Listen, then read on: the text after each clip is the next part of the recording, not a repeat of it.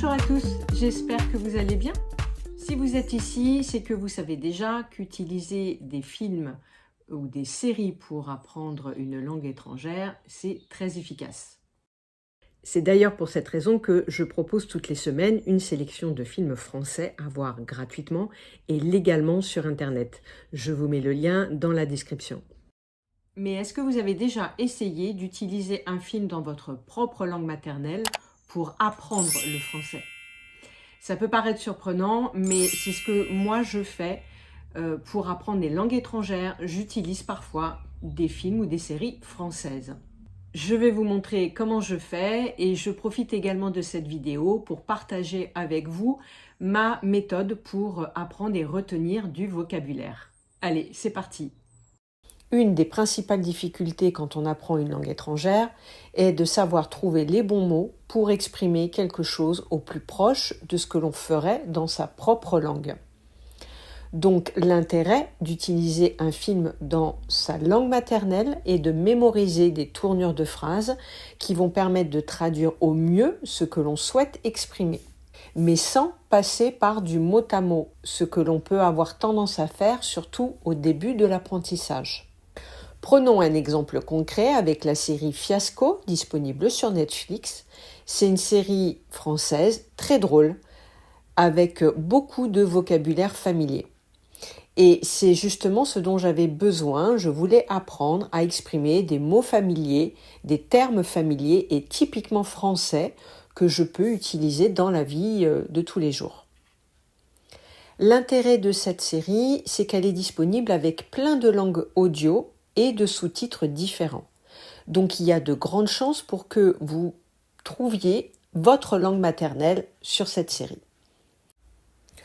Première étape, je regarde d'abord la série en français tranquillement pour en profiter et apprécier l'histoire.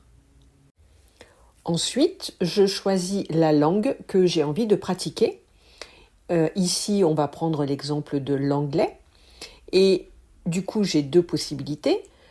Soit je regarde à nouveau la série avec anglais en audio pour travailler la compréhension orale, soit je la regarde avec l'audio en français, mais avec des sous-titres en anglais pour vraiment travailler sur le vocabulaire et la traduction. On va prendre l'exemple de la deuxième option. Je regarde une scène en entier en faisant pause quand j'ai besoin de noter quelque chose qui m'intéresse. Ensuite, j'ai un fichier Excel sur un drive, comme ça c'est accessible tout le temps, dans lequel j'ai un onglet différent pour chaque langue que j'étudie, et je note au fur et à mesure des mots ou des phrases entières que j'ai envie de retenir. Je note la source, s'il s'agit d'un film, d'un article de journal ou peu importe, parce que ça aide à mettre en contexte et ça permet de mieux mémoriser. J'indique également la date du jour, puisque je vais m'en servir par la suite. L'intérêt de noter dans un fichier Excel, c'est qu'il m'arrive des fois de chercher un mot que je sais avoir déjà vu, mais dont je n'arrive pas à me souvenir. Et du coup, je peux faire une recherche, c'est comme mon dictionnaire personnalisé, plutôt que d'aller sur un site de Google Translate ou Reverso. Et ça va me permettre de retrouver en fait la traduction qui m'avait plu. Une fois qu'on a noté tout ce vocabulaire, si je ne le révise jamais, il ne me sert à rien. Ça reste une liste de mots que je vais stocker et qui ne va jamais me servir. Donc pour mémoriser et réviser le vocabulaire, je vais vous montrer une petite technique toute simple qui reprend en fait le fonctionnement des flashcards, mais sans passer par une application spéciale. La technique des flashcards est de nos jours très utilisée et elle repose sur le principe de la répétition espacée. Vous avez déjà peut-être entendu parler, les scientifiques estiment qu'au bout de 10 minutes, on perd déjà 20% de ce que l'on vient de voir. Au bout d'une journée, on a perdu 40%. Au bout d'une semaine, presque 60%. Au bout d'un mois, il ne nous reste plus que 20%. Et au bout de 6 mois, entre 10 et 15%. Notre cerveau estime que ce que l'on n'utilise pas ne sert pas et donc n'a pas besoin d'être retenu. C'est son mode de fonctionnement. Donc une fois que l'on a compris ça, pour tromper notre cerveau et le forcer à mémoriser quelque chose, il faut l'utiliser d'une manière ou d'une autre. Soit en parlant, en discutant avec des gens quand il s'agit d'une langue étrangère, soit en révisant les mots que l'on a notés. Et sur ce principe, il va falloir revoir les mots notés de manière régulière pour les conserver sur du long terme. Reprenons l'exemple avec Fiasco.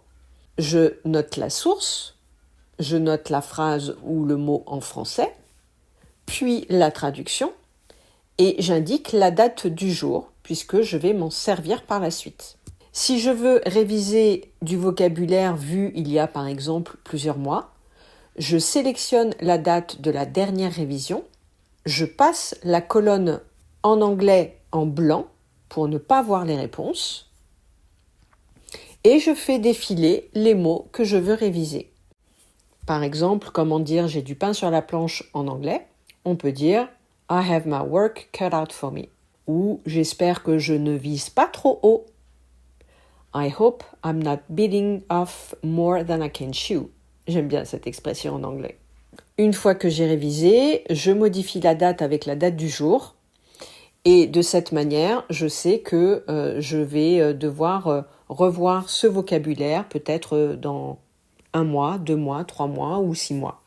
Bien sûr, ce n'est pas toujours évident de s'imposer cette discipline, de revoir régulièrement certaines informations.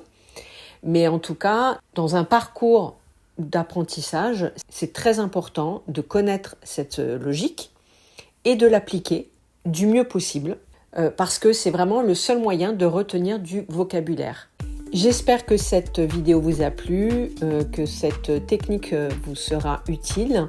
Dites-moi dans les commentaires votre méthode à vous pour retenir du vocabulaire. Ça m'intéresse de savoir. Et je vous dis à très bientôt dans une prochaine vidéo.